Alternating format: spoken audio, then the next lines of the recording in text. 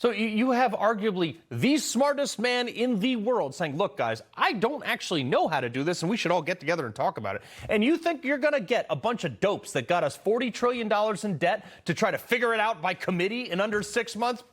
Good luck with that. They can't even fund the government. They have a whole year to do that, and that's on a calendar that's been there for like 50 years. They still missed the deadline. Good luck. But also, AI doesn't care about human laws. So how are you going to regulate that? Mr. Computer, no. How about other countries? Can't regulate China, also because of this.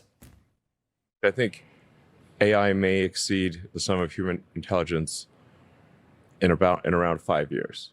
In 5 years? Roughly 5 years is my guess. So there really won't be anything that AI can't do better than humans. I think he's overestimating the average intelligence, but I mean, AI is already smarter than Congress. AI is actually hiring humans, believe it or not, to complete physical tasks. This is happening. And those people don't even know they're hired by AI. But here's the real problem. Well, two things, actually. First, energy. Energy. Trump mentioned this today. Under this groundbreaking plan, America's largest tech companies have formally committed to fund or build all energy infrastructure required to meet the demand they are placing on the grid. So they're going to be funding all of those electric needs, and we're giving them the right to build their own power plants. Great, but this is going to take years to build. All right, I'm glad he's doing this. He's doing it absolutely right there. The rest of the grid, we can't even run air conditioners off the current grid we have now, so they need years to do this. But second, we're now finding out that these huge tech companies are actually hiding the actual cost to the infrastructure to this, to the tune of $1.65 trillion. That's almost the GDP of Australia, the country, like the continent. They are using the same legal loophole to hide this debt to that Enron used, by the way. That bankrupted them. I have said this before. The cost to this is immense.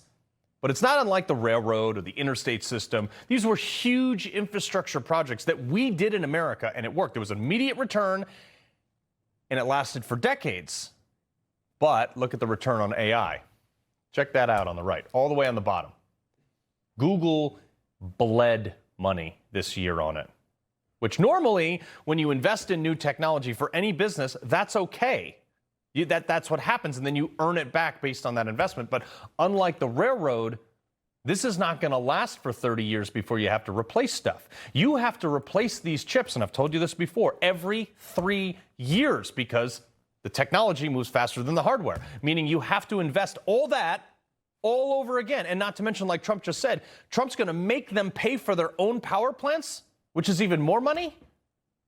Again, look, I'm growing my own food, and I'm stocking up on green tip armor-piercing ammo for the war against machines. He loves the Constitution. He fights for what's right. He hates the bad guys. He's a freedom warrior. He's your freedom warrior. Watch Carl Higbie every weekday on Newsmax.